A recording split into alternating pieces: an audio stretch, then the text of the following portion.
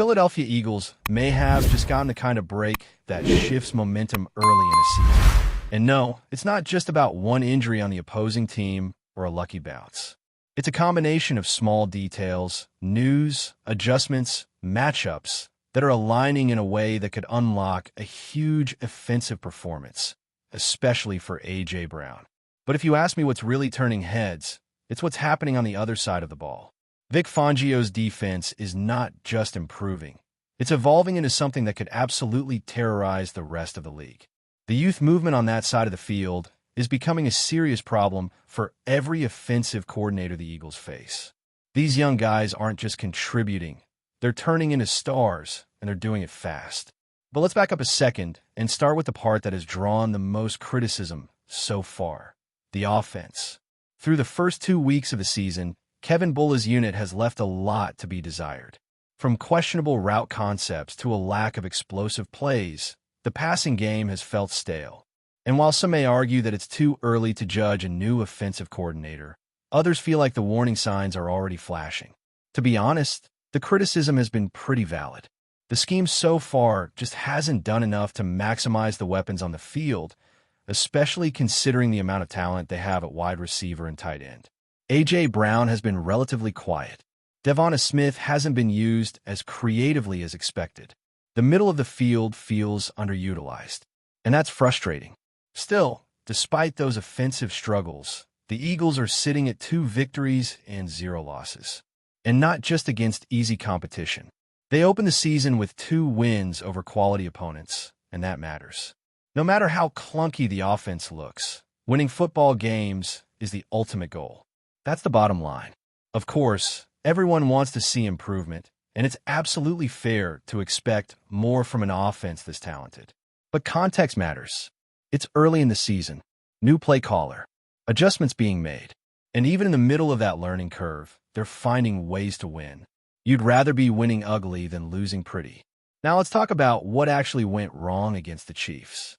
Watching the tape, it became clear that the Eagles weren't just off, they were predictable. The route trees were basic. Short throws, little risk, and almost no crossing concepts or misdirection. Against a team like Kansas City that blitzes aggressively, you'd expect to see something to punish that aggressiveness. Some shots downfield, some unexpected looks to keep them honest. But the Eagles didn't really have that. Everything looked too controlled, too scripted. Dan Orlovsky pointed out on national television how often A.J. Brown was lined up in the same spot, running the same route. And it was true. Defenses are reading them like a book. That's not how you win in the NFL. Formations have also become a problem. Based on the look pre-snap, it's becoming a bit too easy to tell whether Philly is running or passing. Condensed formations, too, are being overused. And when you add all that to the lack of explosive plays, it paints a picture of an offense that's not adapting. It's just trying to survive. That's not sustainable. The good news? Head coach Nick Sirianni might finally be seeing it too. When asked about the absence of big plays, he didn't dodge. He said that generating explosive plays would be a major focus in practice going forward. That's a promising sign. It doesn't fix everything, but it's a start. What happens next, though, will be all about Kevin Bulla. This is his moment. These next few weeks will show us what kind of offensive mind he really is. Can he self-correct? Can he adjust mid-season the way elite coordinators do? It's a tough ask, but it's the job. And let's be real, this is not the first time an offense has started slowly and figured things out later. Last season, people were saying similar things about Kellen Moore and the Cowboys. Their offense came out flat, struggled through the first month, and then found a rhythm. Injuries played a part, sure, but that's the NFL. Every team deals with that. The key is whether you can fix things on the fly. And as Sirianni himself said, every season is different. You can't expect things to feel the same, even if you bring back the same players. Systems evolve, roles shift, chemistry takes time. The important thing is that the team understands that and keeps pushing forward. Now, speaking of breaks, the Eagles just caught a major one heading into their Week 3 matchup against the Rams. LA's top cornerback, Ahkello Witherspoon, is heading to injured reserve with a broken clavicle. That's a massive blow to a Rams secondary that was already paper thin. And let's be honest, This could be exactly the opening the Eagles need to unleash A.J. Brown. No one wants to see injuries, and obviously you hope Witherspoon recovers quickly. But from a football standpoint, this is a gift Philly absolutely has to take advantage of. So who's next up for LA? There's talk that they could bring someone in, but if they stick with what they've got, one name that stands out is former Commanders' first-round pick Emmanuel Forbes. And let me just say this, if Forbes is the guy that ends up matched up with A.J. Brown, buckle up. Because last season, Brown absolutely torched him. In the first meeting between the Eagles and Commanders in 2023, Brown had 9 catches for 175 yards and 2 touchdowns, both over Forbes. In the rematch, he dropped another 8 grabs for 130 yards and 2 more scores. Forbes couldn't handle him then, and if he's forced into that assignment again, it could get ugly. That matchup alone is enough reason to believe this could be the week that the Eagles' passing game finally wakes up.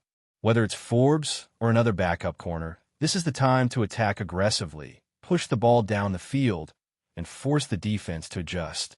No more playing it safe. No more short yardage quick throws. Take the top off the defense. Let AJ go to work.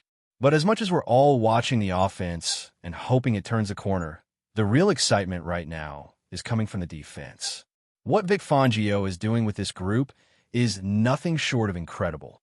It's early, yes, but the leap from last year to now has been huge, especially up front. The defensive line has become a wrecking crew, and it's being led by 3 young guys who are absolutely living up to the hype. Jalen Carter, Jordan Davis, and Nolan Smith are turning into a nightmare trio for opposing quarterbacks. Watching what they did against the Chiefs was insane. Mahomes had no time, no rhythm, and no answers. Every time he dropped back, someone was in his face. And the physicality they bring is off the charts. Jordan Davis, in particular, looks like a completely different player this year. He's in shape, he's dominating at the line of scrimmage, and he's making splash plays every week. Whether it's batting down passes, blowing up the interior run game, or collapsing the pocket, Davis has been a problem. And then you look at Jalen Carter, who despite missing time and still working in a peak condition, is out there spinning off blocks and dropping Mahomes like it's nothing. These are the kinds of performances that change the outlook of an entire season. And how about Nolan Smith? Coming off the edge with that bend, that explosion, it's wild. The kid is still developing, but you can already see the flashes of greatness. The potential is off the charts. And it's not just the high-profile names either. Moro Ojomo, a name that doesn't get nearly enough love, had the most pressures on the team last week. 6 total. He also posted a 22% pass rush win rate, 5 hurries, 2 quarterback hits, and a sack. That's elite production, and Fangio's comments afterward made it clear. He expects that from Ojomo now. This isn't a fluke. It's just who he is. And then there's the newest addition, Za'Darius Smith. Out of nowhere, this veteran gets the call, and in his first game with the team, he looks like he's been part of the defense for years. He's making tackles in the backfield, applying pressure off the edge, and showing leadership in the locker room. The Eagles told him they wanted him to be the next Brandon Graham, veteran voice, physical presence, someone to guide the younger guys. And after just 1 game, it's already obvious that he's the perfect fit. And it wasn't just the defensive line that showed out. The rest of the Eagles' defense has also taken a major leap forward, and that's been one of the biggest reasons why they've been able to weather the storm of the offense's early season struggles. When you look at how the secondary performed against Kansas City, it's clear that this unit is not only more disciplined, but also starting to build chemistry at a high level. Andrew Mukuba looked like a star in the making, flying around the field, making impact plays, and showing the kind of range that teams dream about at the safety position. His instincts were on full display, and it's not just about the big hits or splashy plays. It's the little things. The angles, the communication, the anticipation. Mukuba looks like he belongs, and that's a huge deal moving forward. Then you've got Jair Brown and Zach Bond, who quietly put together solid games in their own right. Bond was especially disruptive in the box, showing versatility as both a run defender and in coverage. He's not always going to rack up stats that show up on the front page, but when you actually sit down and watch the tape, it's easy to see why the coaching staff is excited about what he brings to this defense. Quinyon Mitchell was another name that impressed. The rookie corner is already flashing elite traits, playing with confidence, and most importantly, playing smart. He's not biting on double moves, he's not overcommitting in zone coverage, and he's tackling well in space. That kind of composure from a young defensive back is rare, and it bodes well for the rest of the season. Even at the cornerback 2 spot, which has been a bit of a concern heading into the season, there are signs of progress. Adoree Jackson didn't have a perfect game by any stretch. And yes, there was that one busted assignment late that Vic Fangio confirmed was his mistake, but overall, he was significantly better than he was in Week 1. His coverage was tighter, his positioning was improved, and you could tell he started to settle into the system. That's exactly what the Eagles need. Steady improvement from key spots that were question marks. And when you combine that with the pass rush, the speed at linebacker, and the physicality in the secondary, this defense is starting to look like one of the most complete units in the league. Against Kansas City, it was obvious. Mahomes was frustrated. He was rushed, rattled, and contained. That's not something you say often about the best quarterback in the world. But Philly's defense made him look human. They took away the deep shots. They swarmed on checkdowns. They stuffed short yardage. They tackled with authority. And maybe most importantly, they did it in Arrowhead in a game that had all the pressure on it. That kind of performance is the foundation of a championship caliber team. Before we continue, don't forget to subscribe to our channel and give this video a like. Your support helps us keep delivering the latest updates on our Philadelphia Eagles. And don't be shy. Share your thoughts on the news in the comments below. In a surprising twist that's already sending shockwaves through the NFL community, legendary broadcaster Joe Buck reportedly voiced strong criticism of the Philadelphia Eagles, sparking a flurry of debate among fans and analysts alike. Sources close to the situation claim that Buck didn't hold back during a recent commentary segment, questioning not only the team's on-field strategies, but also the overall direction of the franchise. While Buck has long been known for his measured and professional approach, insiders suggest that his remarks carried an unusually sharp edge, hinting at growing frustration with a squad that has alternated between brilliance and inconsistency in recent seasons. According to whispers from the sports media circuit, Buck specifically targeted the Eagles' offensive decisions, noting that certain play calls appeared predictable and, at times, uninspired.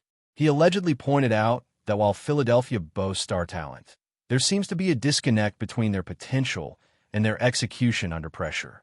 Fans of the team were quick to defend the squad on social media, with hashtags trending that highlighted past victories and moments of resilience. But critics are seizing the opportunity to echo Buck's concerns, suggesting that the Eagles may be in need of a strategic shakeup. The timing of Buck's comments could not have been more sensitive. With the playoffs looming and expectations running high, any public critique carries weight, and the Eagles' locker room dynamics are reportedly under closer scrutiny than ever. Some insiders speculate that Buck's statements, though framed as analysis, might influence the narrative around the team in the coming weeks, fueling debates over coaching decisions, player performances, and a long-term vision of the franchise. As with any high-profile critique, reactions have been polarized. Loyal Eagles supporters insist that Buck's remarks are overblown and fail to account for injuries and other factors that have hampered performance. On the other hand, a growing chorus of analysts suggests that even seasoned commentators like Buck are noticing patterns that cannot be ignored. Whether his observations will serve as a wake-up call for the Eagles or simply become another chapter in the ongoing rumor mill remains to be seen. But one thing is certain. Joe Buck's words have stirred the pot, and the NFL community is buzzing. That's it for this update. If you enjoyed the video and want to stay updated with exclusive news about our Philadelphia Eagles, be sure to subscribe to our channel and hit that like button. We can't wait to hear your thoughts in the comments. See you in the next video.